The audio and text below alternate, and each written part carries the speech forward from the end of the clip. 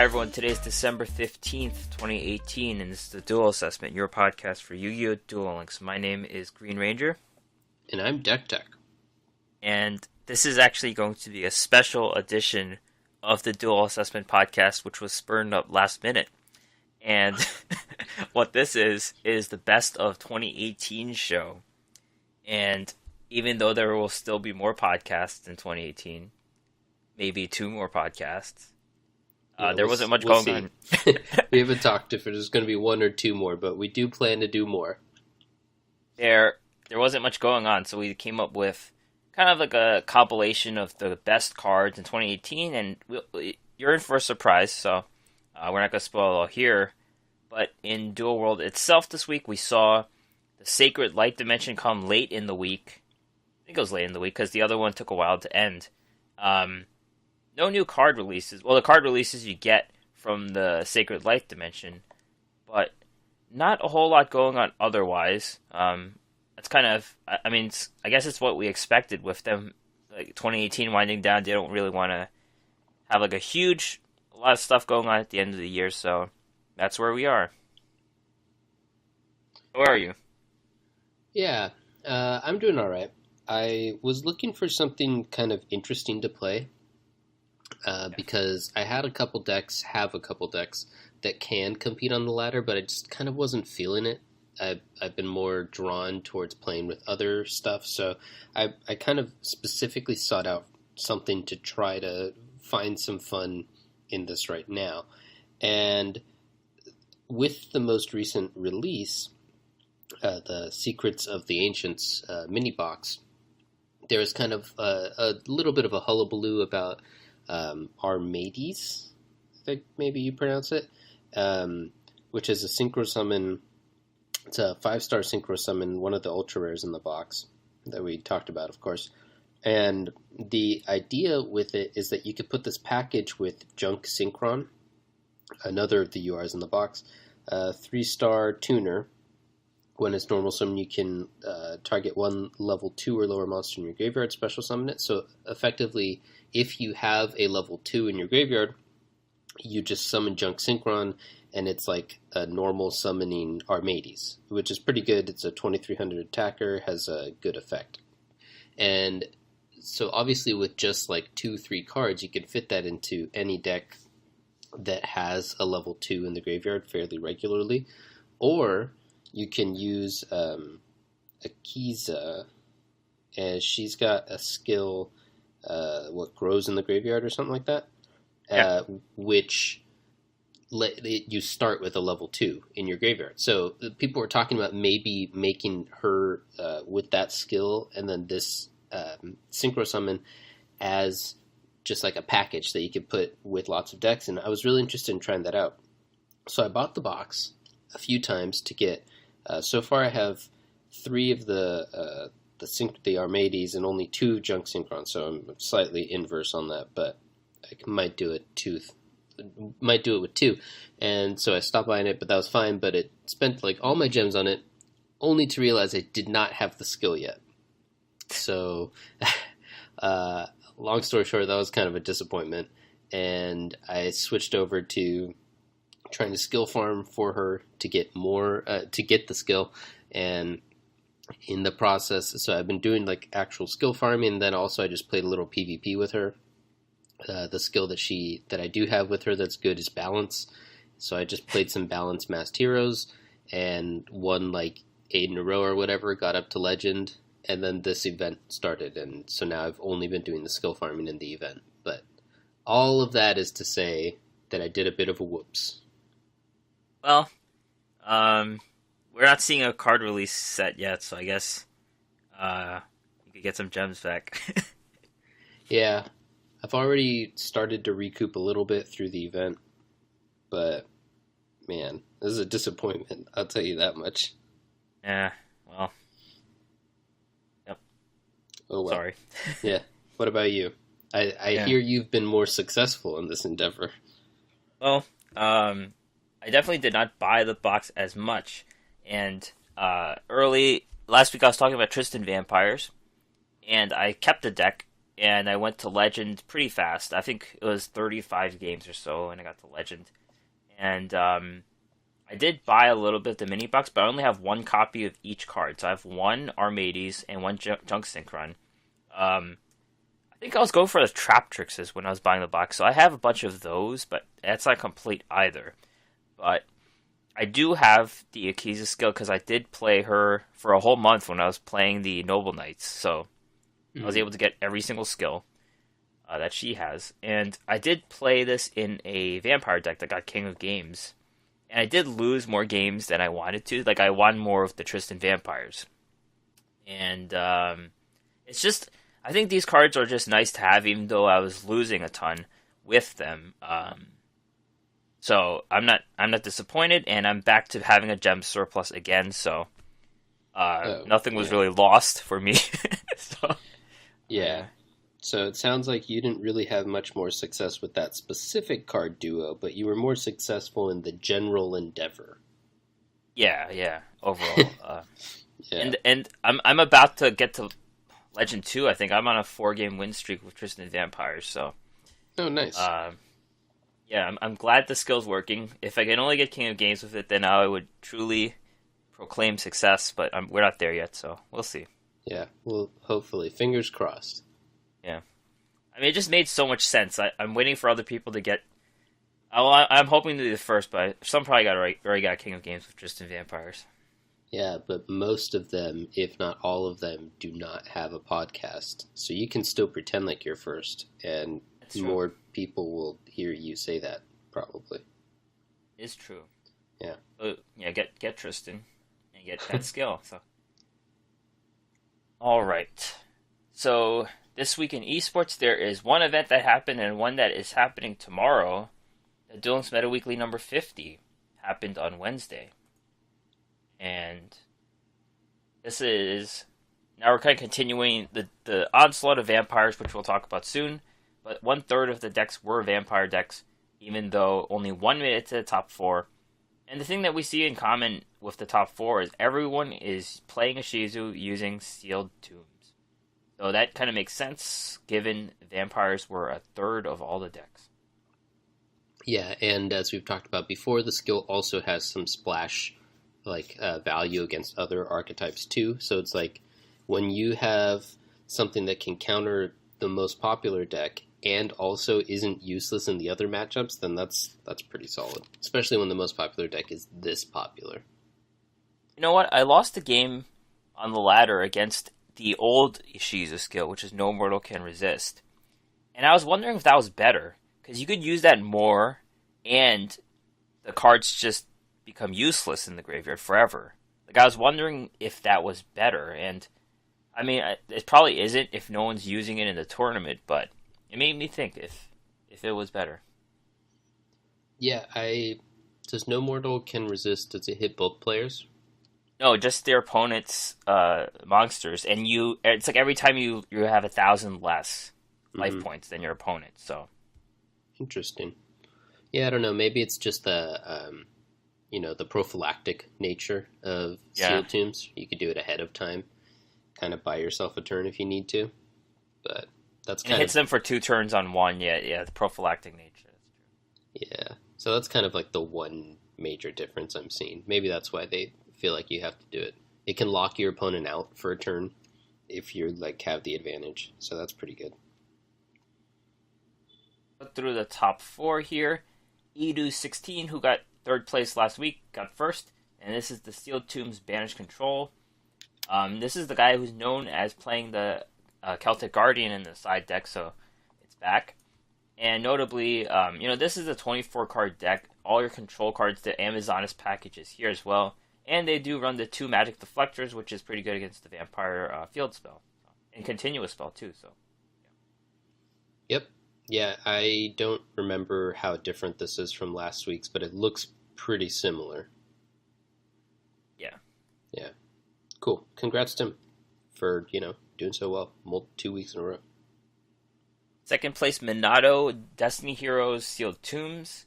I mean, I'm just looking at this deck, and it looks pretty good against vampires. Celestial is very good. it destroys the field or a continuous spell. When it attacks, it doesn't have to go. The attack doesn't have to go through. I think it just gets declared, and there goes the field spell. And offerings to the doomed. I've seen this a bunch. It's pretty good against Gozuki specifically, not against the skull, but also against the Graces. Grace comes out, and then you use this, and they don't get to use their ability. So there's a bunch of things you could do. Um, yeah, Destiny Heroes pretty good, still pretty good. Yeah.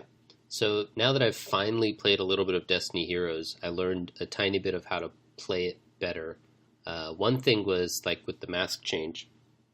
I didn't realize, now that I think about it, obviously it makes sense, but your target has to be face up when you target it.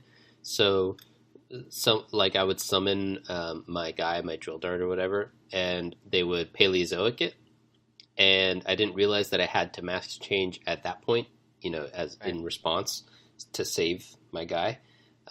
So I don't know if you, like me, didn't know that. There's a tip for fighting against them, or if you play with them, you certainly found out by now. But if you've never played with them, you might not have noticed that you can flip them face down as soon as they play it, and then you prevent them from going off that turn, Did you unless they always have start? another target. Did you always start with two mass changes in your hand, or did that happen less frequently? No, that's a myth propagated by, I don't know, Was it? by Vampires players. Yeah. But I mean, the whole point of the balanced build, of course, is that you do have a 50% chance to start with one in your hand. So that's kind of the whole point of that.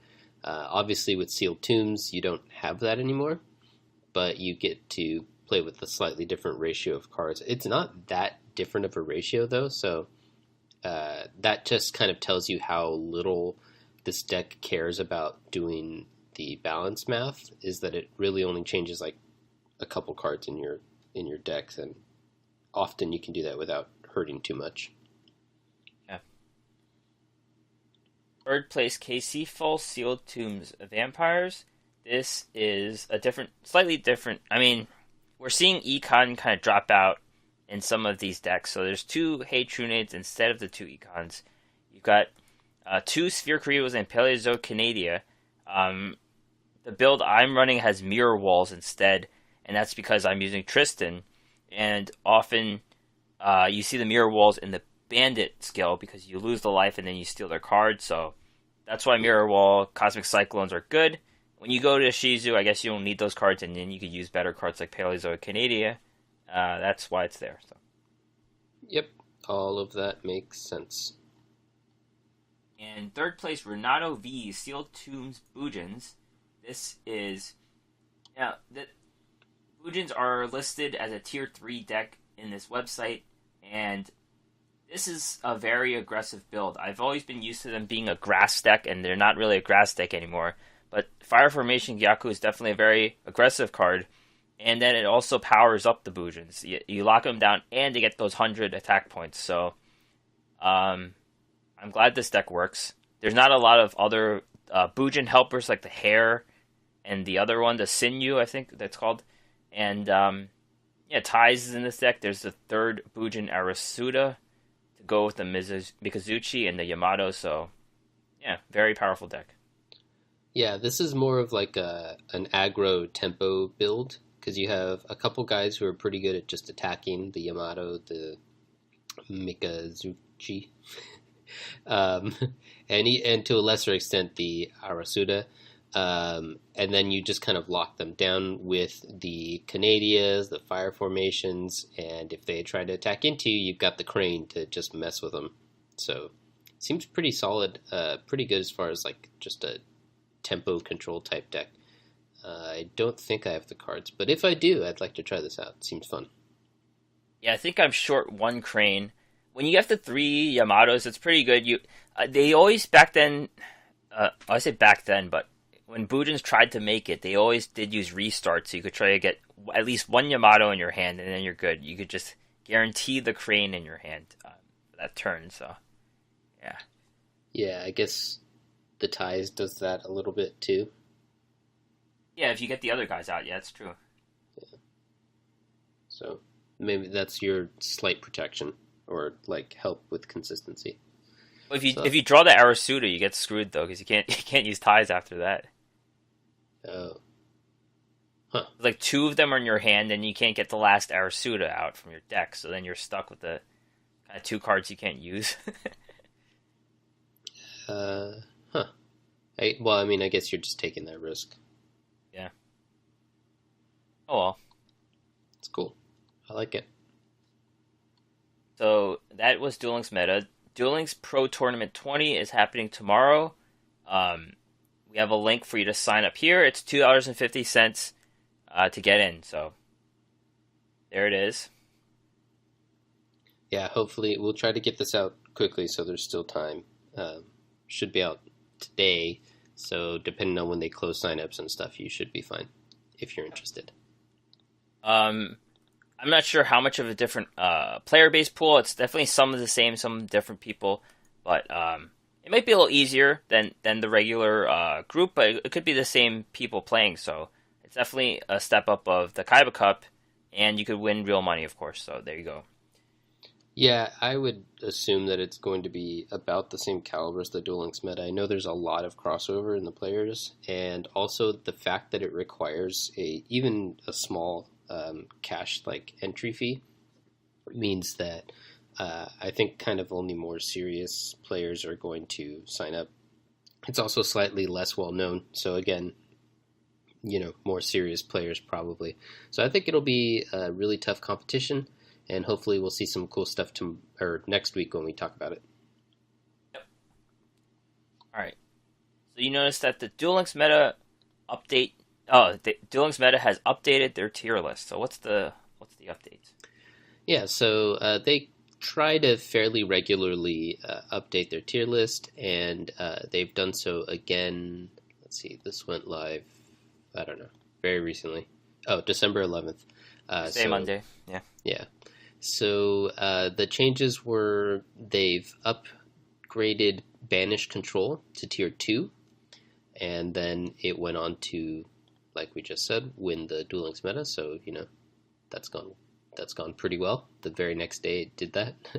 um, and then they upgraded UA back to tier 3. It had dropped off completely from the list, and now it's back. So they didn't change anything else, which means that vampires are still the only tier 1 deck in their assessment.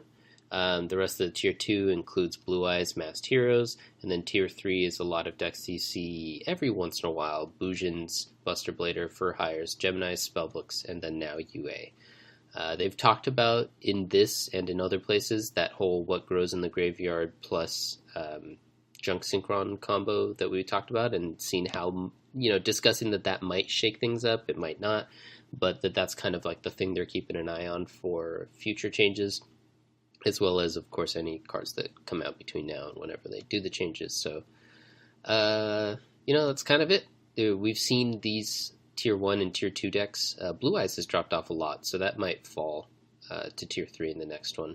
But is there anything else you wanted to talk about with these? Um, I've always felt Masked Heroes were like tier 1. I don't know. Maybe they get hit more in the tournament setting. This tier list isn't exactly like a King of Games type tier list. It's just overall combining tournament plus ladder. So I think that's why they might not be where the vampires are there. But I feel like they're just as good in ranked. Of course, that depends on the matchup.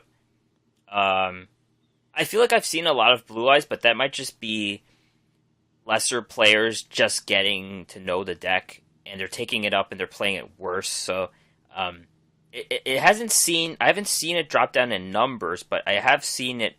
I have beat it more. I guess that's what I'm trying to say. Hmm. Yeah, I was thinking we haven't seen it in a tournament in a while. Right. And also, my small, albeit small sample size, has seemed like I've seen less of it, but maybe that's wrong.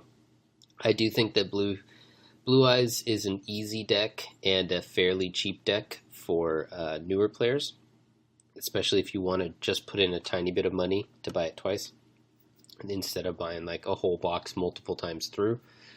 So I think that it's probably a choice of newer players. It's both easier to play and easier to build. It is also really fast, which makes it good for the ladder. I wouldn't want to bring like banish control on the ladder for Yeah. like a long period of time. And Masked Heroes is really good for the ladder for that reason too, where uh, pretty close to 50% of the time you have an OTK if your opponent doesn't have the right back row. You just play your hero, you attack, and then you mass change and you attack again and you win. Um, so I've had in my little stint of playing it, I had that happen multiple times. Where I'm like, oh, okay, cool. This deck, I literally just win based on my hand. So that's really easy for if you're trying to get a lot of games in. Obviously, that was in the whatever that is, platinum. No, yeah, the one right before legend. So Yeah, it's not the platinum. highest. Yeah, it's not the highest competitive tier, and I wasn't facing all meta decks. I was facing only some meta decks. So the meta decks are better equipped to handle that, and maybe that's why it's tier two.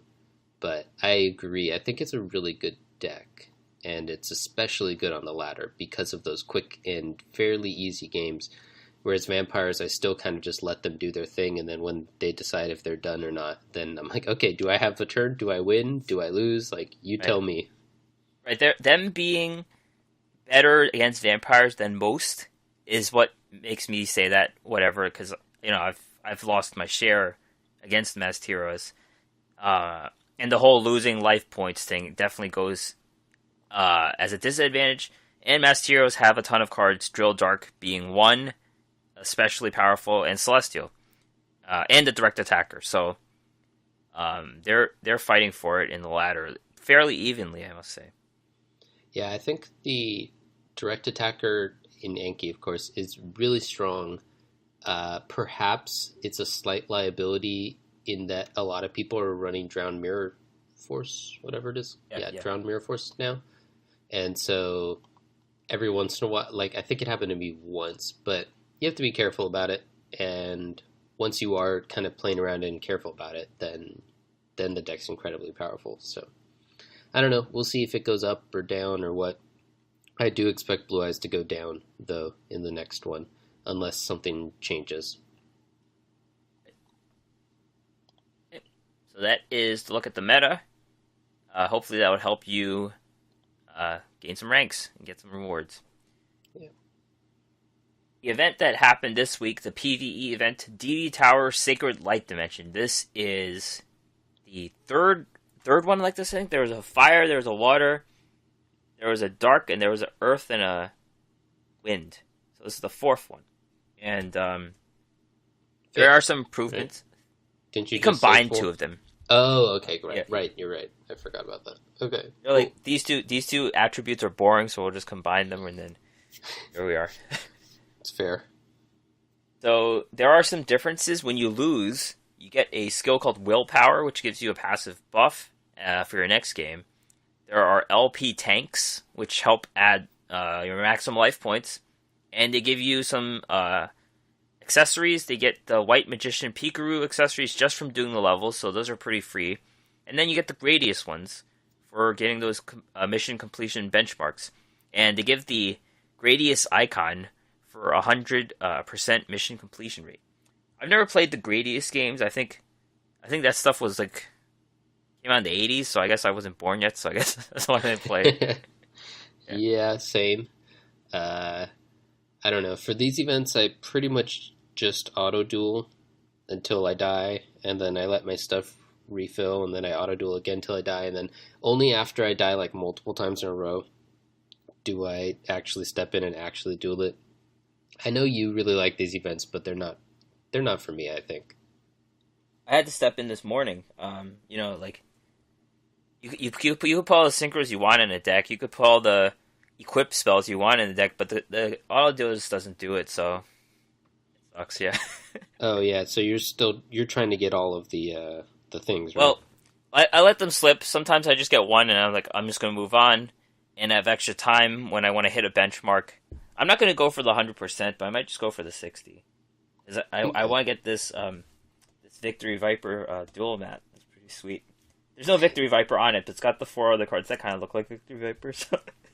Okay. Yeah, I mean that was your jam, whatever that was, like a year and my a half ago. my first deck. Yeah.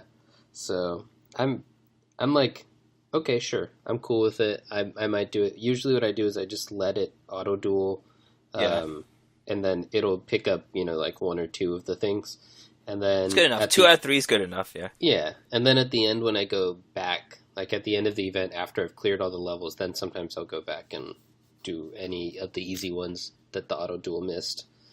But I've never gotten 100% completion, and I don't really plan to. So Oh, yeah. It's too much for an icon. Like, who cares about an icon? yeah, some people All right. do though, and Some people. good for those people. Let's talk about the cards. Lightning Warrior. I feel like we talked about this card like a billion times because it was the only one leaked. But let's talk about it again. This is Okay. a 7-star synchro 2400 warrior. No tuning requirements that are out of the ordinary. Unremarkable tunings. If this card destroys an opponent's monster by battle and sends it to the graveyard, inflict 300 damage to your opponent for each card in your opponent's hand. So, this card sucks. It's just you're basically paying two monsters or more for a 2400 conditional ability on burn that could be zero. They could have no cards in their hand. So it's just like a low impact and conditional on a 2400, which is not that good, but you get three copies from this event. Yeah, so if you pick them up, then you pick them up, and sure, that's cool. But I agree. I don't think this guy's very good. I like the description. You could give Lightning Blade to this card. Yeah, I saw that. And then Oh there's a my god. typo in it too, which I don't have in front of me, so I can't call it out specifically. But it says like it makes you easier to kill or something like that. And you're like, what? Yeah, we're running the card, so you're gonna lose the game. Yeah, gotcha. Ion Tetra SR 2-star machine tuner 900 900. If this card is sent from the monster zone to the graveyard, you can pay 500 life points. Target one face-up monster you control. Equip this to the target.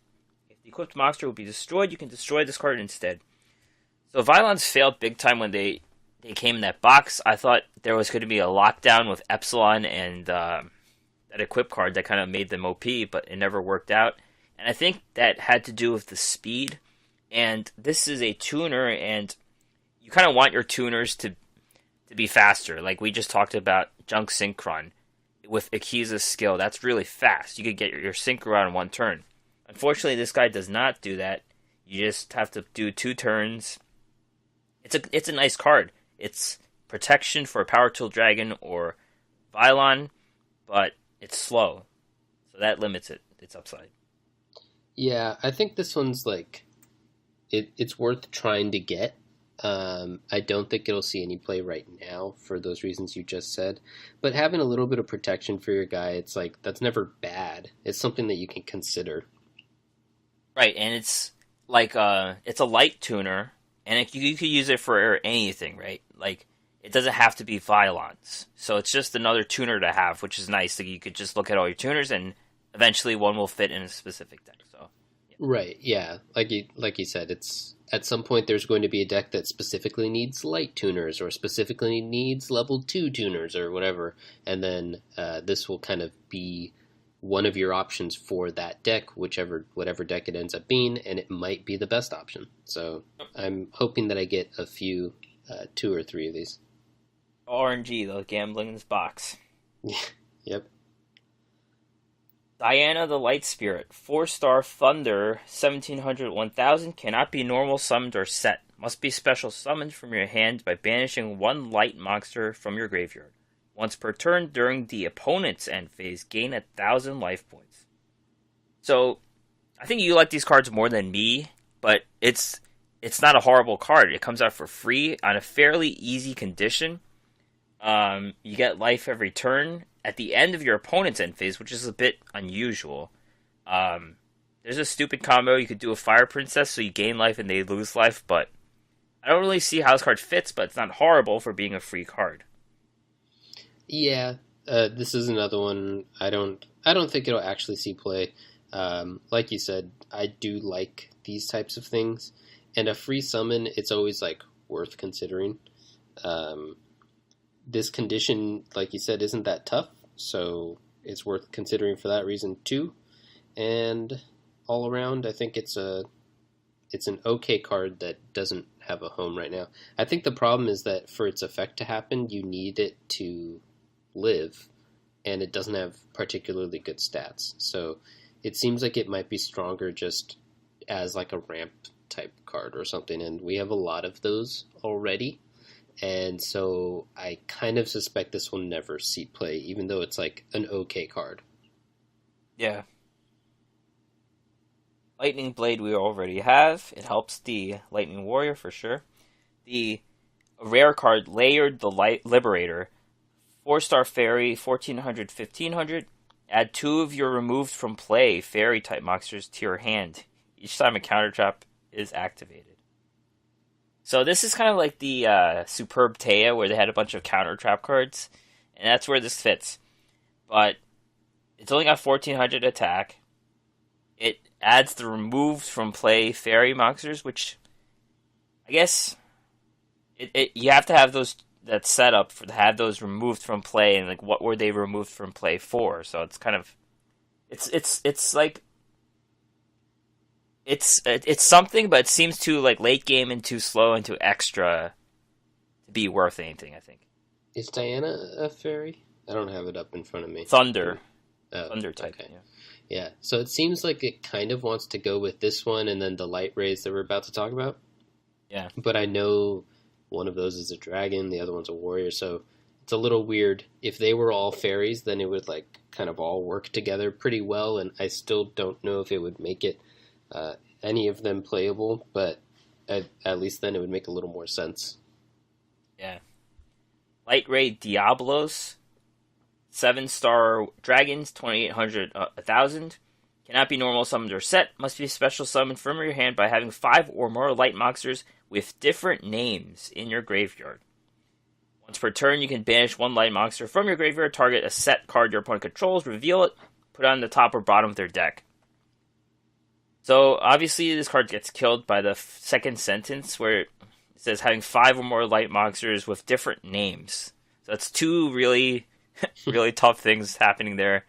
It's a strong card. It's a nice card, but that condition is a bit much. Yeah, I think it's probably just too much to make it happen. Immediately my brain started churning. I was trying to find out some way to make it work. I am probably still going to like play with it when I get bored or whatever, try to make it work. But I don't think I'll be successful.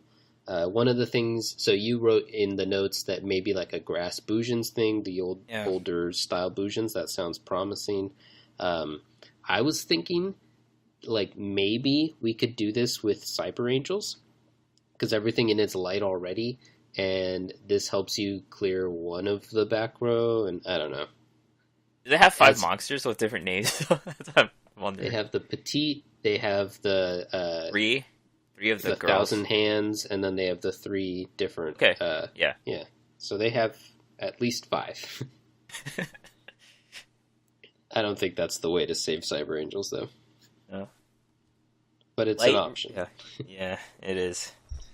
Light Ray Gearfried 8-star Warrior, 2800, 2200. The same condition, where you have to have the 5 light monsters with different names to special summon. Once per turn, during either player's turn, when a spell or trap is activated, you can banish a warrior from your graveyard. Negate the activation and you do destroy it. All face-up cards you control must be warriors. So, you need light warriors with different names, and 5 of them, so... Yeah. Yeah, this one's... Everything we just said about the last one, this one's even more limited, because it has to be light warriors. There are, of course, a couple, but not enough that This guy needs a lot more like options for it to see play. Even in my crazy tuning little brain, I don't think this will be a thing. Yeah, this is like if you want to try this thing out, I feel like you can't even win in the gold ranks with this type of deck. I feel like you'll need to be in a casual game with someone who is actually casually playing or something along those lines.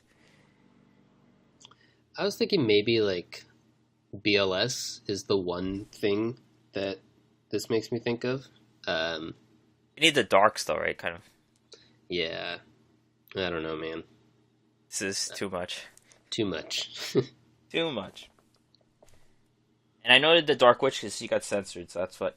if you could spot the censorship, great. If you're playing the Japanese version, then no censorship. Yeah, so you wrote that in the notes, and I went and I like looked it up, You saw it and immediately? Yeah. no, I didn't. I No, I it's looked bad it up, censorship. It's and horrible. Google sent me to like a bunch of stuff that isn't friendly, isn't show Yeah, yeah, friendly. And I was yeah, like, yeah, yeah, yeah. I don't know if this is what I was looking for. But you And could then so see I it right went, away, though, right? well, yeah. Once it was pointed out, it may have come up in the initial results. I just didn't notice because it's such a small censorship and weird one Yeah. too. Like I don't know why they did it, but Well, whatever. 4 kids. 4 kids. Yeah, I guess. No, but like, why can't they make it the same color? Like, I don't understand that. Like, was it that hard? Do we want to tell the people now? I feel like Her dress is just longer, but it's like a different color from what her regular dress looks like. It's just darker. oh, okay, yeah. So that makes more sense. The dress longer thing. I was looking at the thing that I was looking at said that, Oh, and it's true. Her horns are a different color too. oh, they might have made it look less demonic. I guess, but like, why are like bone colored horns less demonic than red horns? I mean, it seems like if you have horns, you're demonic. Well, I don't know. Not for us to decide. Yeah. But it Oh was the well. dress I was talking. Oh, The dress you're thing not. makes sense. I expected the dress to happen, and then when I looked it up, it said her horns are a different color. I was like, oh, that's weird, but whatever. Well, yeah. That's all I gotta say. Cool. So those are the cards you can get from this event. I think it's good just to go through the whole event. Make sure you do every level. To get maximum rewards, obviously the cosmetics are up to you. So yeah, Yeah, I mean, I definitely try to min max the rewards. It's finally something I can auto duel again, and I've gotten my data back, so I can do that yeah, at least a little bit. And I always like to try to go through the other, like the poll rewards, yes. at least a couple times. Just try to get as much out of that as I can too. It's just free stuff. You should take advantage of it. All right, we're gonna talk about bugs and issues. Two issues, one that's kind of new to me and one that's kind of old to me, but it's interesting. Let's Go Goyo. Trudge's skill Let's Go Goyo puts the 2 Jute fighters in your deck and 1 Goyo Guardian in your extra deck. We always saw this bugged because it took out your whole extra deck for 1 card, but now they're saying that's how it was intended to be, and the original description was wrong. Yeah, that's weird. I don't. I mean, that just makes the skill like so much worse if that's how Yeah, it's intended to be. and it I doesn't won. fit the other characters. The other characters just add it. It doesn't make any sense. Oh, yeah, that's weird then. Extra doesn't make sense. I thought that they would have changed all of them that way if they were saying that that's how it was supposed to be. So, Just Trudge, yeah. yep, that's weird. And then the Absolute Crusader. This is a Tristan card. You get 3 copies of as you level him up. And there's a bug where you could activate his ability to target any special summon monster and destroy it. The problem is it doesn't destroy the monsters that are level 4 and below, so you just sacrifice your Absolute Crusader for nothing. But you could activate the ability. So I thought it was OP at first, but then I heard that, it doesn't do anything for the level 4s and below, so it would have been a really crazy exploit, though, if it was that way. Yeah, so the difference is like between it being broken in the sense that it's too good versus it being broken in the sense that it's literally broken and you just are sacrificing your guy for no use. So I don't know. I guess I actually kind of prefer the latter, but either way, I'm glad they fixed it. It's kind of funny if you sacrifice him for a level 4, because he already has 1800, so he probably would have been able to fight the level 4 or lower. So. Yeah, some people just kind of aren't paying the most attention either generally when they play or because they're playing on their phone while they're doing something else, and then they'll just like click yes on stuff anyway. And so Right. if it pops up, that they're just like, oops, I guess I just sacrificed my guy for no reason. All right. So now it's the moment you've all been waiting for, eagerly waiting for. It's the best of 2018 in Duel Links. I'm sure they were super eager. Super eager. I kind of did some research to look back. The first cards that were released this year were Overdone, Burial, Popcorn. There's a bunch of other ones. Horsey Tail, Griggle, things like that. Those were the ranked rewards. Also, the Berserker Crush. So that was the Karibo card. And Duel Links Meta Weekly just started. They had number one. Duel Links Meta Weekly number one happened, and uh, Grand Harrier, our Patreon, got first place in that one actually, with Shadow Game Glad Beasts, and Nice. Ancient Gears was number two.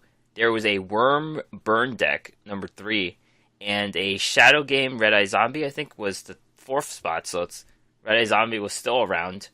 Our first episode was about Bamboo. It was called Bamboozled, so we were talking about the Bamboo deck. So a lot has happened this year. Yeah, I remember that deck. It got a swift like fix. It came out, everyone hated it, and then Konami was like, let's undo that. We both played it a little though. I remember I did play it. Yeah, I played it a bit. I wanted to try it out. Um, I remember I didn't have quite like all of the cards. There was like a UR or something that you needed to really get the engine be completely broken, but I had enough to make it work. Played it a little bit on the ladder, and then after that initial play, I was just trying to figure out like other decks I could fit it into, and just like other ways to play it besides the most obvious way that people were doing. Right. Anyway, So yep. So we're gonna talk about our categories and our reasons for nominating these cards as the top 2018 cards. All of these cards and things were released this year, so that's what the qualifications were. Just so you know. This one's called Value Town, the top card set release. And the one I selected was the Destiny Ruler Structure deck, which came out early in 2018.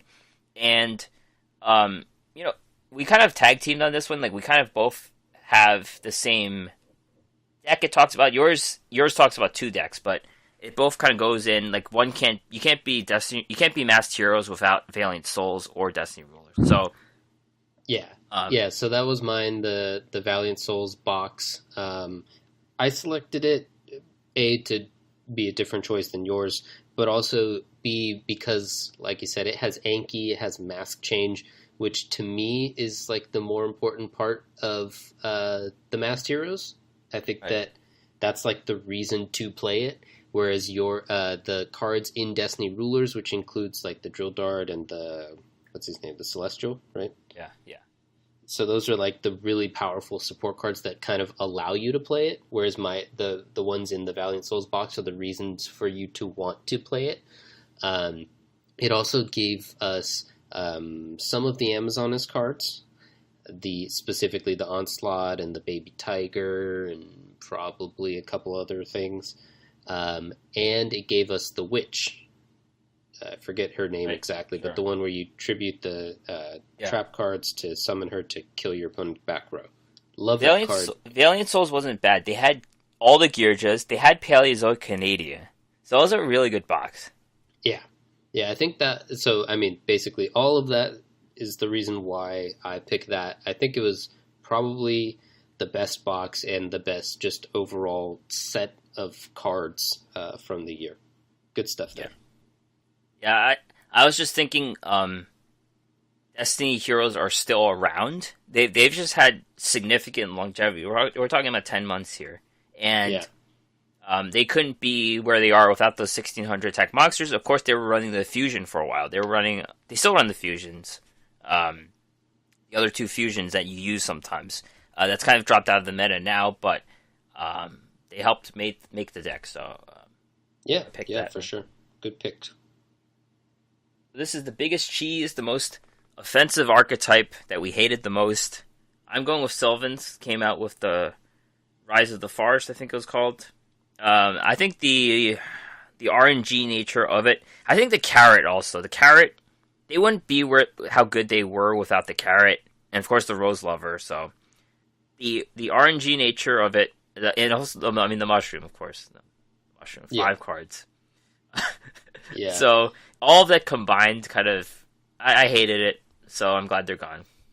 Yeah, the RNG nature, it really does make it feel bad because it means that you would often lose to a player who you felt didn't deserve to win. Even if they didn't like make any misplays, they didn't make any particular plays that made you feel like they should win either. So I could definitely see how that was a feels bad deck to play against. for whatever reason, I just never felt as upset about it as other people. I perhaps what I was playing had good matchups, or I Were you was see not stealth by then? I playing. forget. I forget. Hmm? Were you see stealth by then? Yeah, I think I was, and that was an at least decent matchup. Um, if I got my sea stealth active before they just like went off, then I almost always won. And if they went off first, then they almost always won. So I don't know. So maybe it was just what I was playing at the time. It didn't Yeah. bother me as much. The one that I nominated is Fur Hires. Yep. That probably Um, wins the consensus. it it was really frustrating. It had a little bit of that RNG element. It just felt like it was too good and also too easy. Um, it gave you that same aspect where you felt like your opponent maybe didn't deserve to win. Um, and then it was like, no matter what you did, it felt like they could just come back and undo it, or they'll destroy all your stuff and also build a giant wall of guys, and also you can't attack because they have two of the 2500 attacker out, and also they're countering your stuff with Wiz, and you're just like, I hate this deck so much. That deck, so I'm not sure if the I want my gems happened by then, but it was really cheap. Like, I don't know if it was a response to that. I don't think it was a response to it, but I do think it was really cheap, and we were having that discussion as well. We were talking about how like the game definitely needs at least one viable cheap deck per meta. And then at around the time that they did the nerfs, we were talking about like, well, do we still have one? Then we're like, oh yeah, Amazon is Yeah. pretty cheap too. So, and that's a deck that I love. That was kind of like, well, we'll get to it, but I love that deck, and I think it was kind of the exact opposite way of doing a cheap deck, and Yeah. I thought it was much more interesting and fun for the game to have that be our main cheap deck. But maybe that was just me. Duelist of the year. So this is the best legendary duelist, and I think this year it was Odeon. That was my pick. And for me, it was always like facing Tear or Weevil back in the day, and that you knew you were in for a tough matchup. And a lot of that had to do with very good trap cards being put into the game this year. And when you already faced an Odeon, it was just like, oh, not this again. So that's how I felt. That's why I picked him. I never played him, but it was always an imposing matchup. Hmm. Yeah, that's a good pick. I was thinking Odeon might be a good choice as well. I think the kind of most important skill of the year was balance, but so many duelists have that it doesn't really work for this like category. um, We're all winners and this year. was that? They're all winners this year. Yeah, exactly. Everyone's a winner. So my choice, like, it is Ishizu for her value in like the tournament scene. Yeah. I think Odeon. Well, I know Odeon had way more play in like the ladder, and I've seen a lot more Odeon. I've used Odeon, but Ishizu, especially in the second half of the year, has had a really good showing. So I wanted to give her a shout out too. Yeah, I would give her a shout no matter what. And yeah, definitely the tournament thing as evidenced by this Meta Weekly, and I mean, yeah, Graveyard Resurrections really have become the thing to do. So we have to wait for that meta to go out. If it does in Yu-Gi-Oh, I'm not sure. So. Yeah. Event of the year. So I picked the Yubel event. This is kind of a weird one, but I feel like it had the best package of cards for a deck that could kind of compete, and wasn't, the strongest deck, but it could definitely compete on the ladder. And that one event gave us all the cards. Of course, you need the Fire King Island cards and things like that, but you don't really have to build the deck with Nephis. So it's just a very versatile set of cards. I don't really like facing the Yubel decks, but it's just one event that gave us a bunch of useful cards, and of course the character too. So Yeah, I think that was a really good pick. I might have gone with the same. While I was trying to decide what I wanted to put here, you reminded me though that the Elegant Mai event gave us the Amazonas Princess, which I think was just my like individual favorite card. like just for what it did for the game. In addition to making that archetype viable, it did it in a fun way where you could build it in lots of different ways. You could build in your own kind of individual twist to it and tech. So basically, I'm giving the event of the year to Elegant Might just because it gave us One card. the Amazoness Princess. I wanted to kind of think about which events I found were the most fun, regardless of what cards they gave us. Right. But I just couldn't overlook the value of the princess. That won it out for me. I definitely have remarked about certain events being fun. I was thinking about the reward aspect too, because we're just talking about two roaming duelists here. So, let's see. The one we're in right now, the DD Tower, that wasn't really a new event. There was the Monster Worlds were new this year. How do you like those? I think they're okay. I think they're a little bit too time consuming for my taste, where it was like interesting and fun to try it out initially, and then I like after the first day or something, I'm like, okay, this is kind of starting to grind on me. The tag duels were fun, right? What's that? The tag duels. Yeah, I think they were. I also like. Was this one of? Yeah, we did a couple of the special like duel events where you have to use. Oh right, the legendary duelist cards. Yeah, that. I think in terms of fun, that would be my favorite, probably. Got King of Games with that, I remember.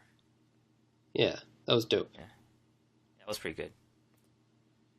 Best picture, and by that I mean card art. I'm gonna go Vampire's Domain. Look up this card; it's beautiful. It's got the red moon, the vampire Grimson. Very good card. Cool. Yeah. I didn't really.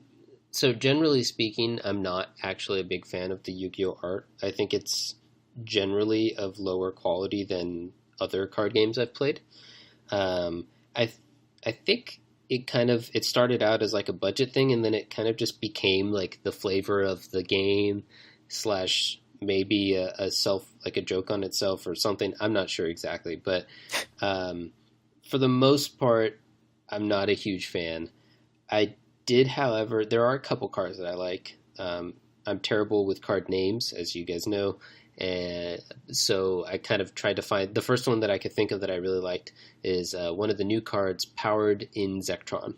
That it has a noticeably different art style than most of the Yu-Gi-Oh stuff, and it's one that I appreciate. So there you go. That's my pick. How do you feel about Moha? I do not like Moha. That's like modern art. I don't know. Yeah. Best screenplay, and by screenplay I mean card text. I went with Vampire Vamp. So I thought this was just really funny in that the card itself doesn't have that, but in the Duel Links one they say, oh, you play any vampire except for Vampire Orcus and Vampire Koala. It's just like a lot of clunky stuff going on. I'm sure there's worse card text, but in addition, all the vampire cards have like 3 abilities.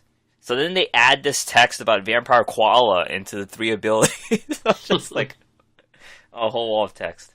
So your choice for best was actually because it was the worst, right? Yeah, that's what I meant. Yeah. Okay. Man. So this is another area. So I love a lot of aspects about Yu-Gi-Oh, but this is another one that I don't. I do think that there's a big issue with card text in this game, and I'm not sure exactly why. It's a reading comprehension game, maybe trying to teach kids how to read. I don't know, but there's a card with really long card text. I don't know what year it came out though. Yeah, there's a lot of them, but I just don't. I don't know. I really don't remember any of these. I didn't select one. I had nothing. I'm thinking about the BLS Envoy of the Evening Twilight. Yeah, Did that there's come out so this many. year? Yeah. Like you can look up, like just Google long Yu-Gi-Oh card text or something, and I've seen some ridiculous looking cards, and it's just kind of part of what Yu-Gi-Oh is about, and I think that's a weakness of the game. And man, if we get into this pendulum monsters, then boy. Oh, yeah. Like I just looked at it, this Nirvana High Paladin, this is ridiculous. This is reading a novel on a card. And it's like holographic, so it's also distracting art. And it has like multiple colors within the art or within the card itself because the card face has to be two colors because it's a synchro pendulum effect monster. It's just Oh, wow. like, man, this is just painful to look at. Well, whenever pendulums come, we're going to Yeah, learn those two. I'm not a fan, but okay. We're getting down to our last two categories. My grandpa's deck, because this deck has no pathetic cards. I picked Destiny Heroes. Going on with the longevity of the deck. Obviously, they didn't really make it till Valiant Souls, so it's like, 3/4 of the year, but it's still pretty good in dueling standards. It's just been consistently good. There's a time where it wasn't being played. I forget what meta we were in, but it came back almost immediately, so I reward Destiny Heroes for its longevity. I hated facing it, but it was very good. There you go. Mine is kind of going along with my whole theme for the evening. Amazonas. It's scooping up all the rewards or all the awards for me. I just love the deck. The archetype was strong. It had a lot of longevity as well, just like the Destiny Heroes did. And it also, I just really love the way that it allowed you, like I talked about before, to kind of put your own spin on it, where there was a core of, I don't know, like 10 to 12 cards that you had to put in it. And then even now, that's substantially smaller because now people are running kind of like the Banished Control, which is kind of an Amazonas deck, but mostly just a deck that runs the Amazonases. So I love I love archetypes that let you kind of put your own spin on stuff. And I felt like Amazonas was really good about that. And I had a lot of fun playing it and building with it. And definitely my favorite deck of the year. The way you talk about it now makes me feel like it's like Vampires kind of took that role. Because I feel like, I don't know, I'm just doing whatever I want with this deck, and it's just the same, you're winning with whatever you want type deck. Yeah. I mean, when you say that, it sounds like it's a problem. Like, yeah, no matter what cards you put in there, you still win. but I don't know. It seemed fun to me. Like I ran it, with the lava golems. You can run it with. That's only skills, yeah. Yeah, there's lots of skills. You could run it with tons of different skills. Like, I just thought that flexibility gave me a lot of room to play with. And as a person who really enjoys the deck building aspect of this game and of all card games, then that was just really fun. So. All right. Yep. I don't have the Vamp card, so I can't try it out. We are down to it. The last category, Card of the Year, and I picked Paleozoic Canadia. It kind of did take off in the second half of the year, and it was kind of in response to Econ being semi-limited. So it kind of took the role of Econ. I think it fit in every deck. It provided ramp. It negated activations. It put a card face down.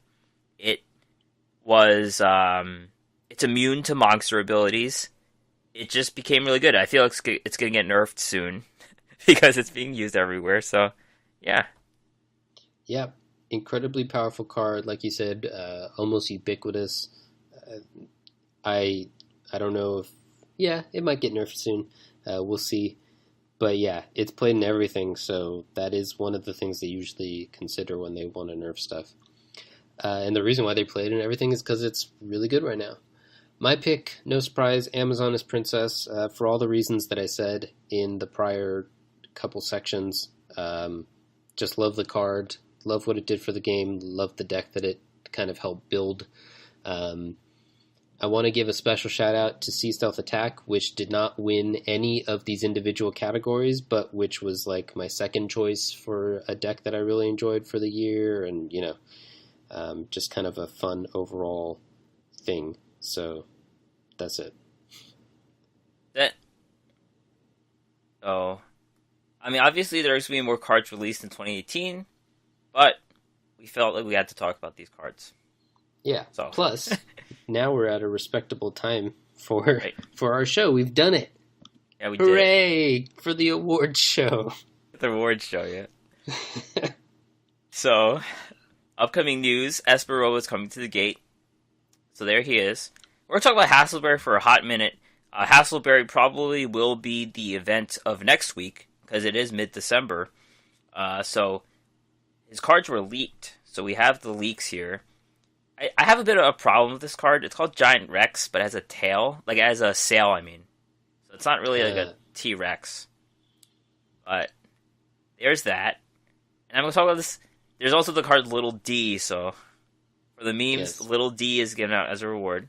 That's right. And Volcanic Eruption. I'm just going to talk about Volcanic Eruption here. It's a trap card. During your end phase, if you control Jurassic World, destroy all cards on the field. This card has some upside. That's all I have to say. Yeah, it sure does. We have the dino that can get you a Jurassic World from your deck. Yeah. We obviously have the skill, so I don't know. Yeah, some upside. It'd be weird to make like a control dinos thing, because that's not really what dinos are about. But last time they were huge, it was kind of like an aggro control mid-rangey thing, so I don't know. Like you said, upside. There might be something there. Blow up the board 3 times in a game. Dinosaur. It's a lot of value. The problem is that a lot of decks can just kill you in one turn instead of like setting up over multiple turns. So blowing up the board isn't as impactful unless you also have a way to kill them in one turn after you've blown up the board, which is definitely possible because there's lots of ways to do it. So maybe. Can you mask chain to this, or no? This would kill the. Well, then it would guy. just kill the Anki. Yeah. Right? Yeah. You don't want to do that. Changing a mask can't save you from a volcano, I guess. Yeah. Like run into the booth right now, and then it's like lava. There was like a Superman thing. It's like saving someone from a volcano, like one of those 1930 ones. Superman movies. The difference is that Superman is impervious to volcanoes, whereas Right, his cape can shield people from the lava. yeah, Anki doesn't have a cape, so that's the problem. Oh damn it! Late December duelist challenges. So those are those 5 quizzes you get from the tour guide. Late December Duelist Chronicles. Welcome to Duel Academy PvE event for GX. So cool. That'll be it to wrap up the year. Yep. I always like those kind of ones that you get to learn the story a little bit because I only watched a bit of it, so be interesting to see what happens at the Duel Academy. I don't know the whole story either, so there it is. There it is. Thanks for listening, everyone. Thanks for attending the award show. Send your nominees next year. Oh yeah, if you want to argue with any of these picks, definitely do so on Twitter. If you disagree with our picks, of course. Yeah, we'd love to hear from you guys. Listen and subscribe to this podcast. We're everywhere. Literally everywhere, even Spotify.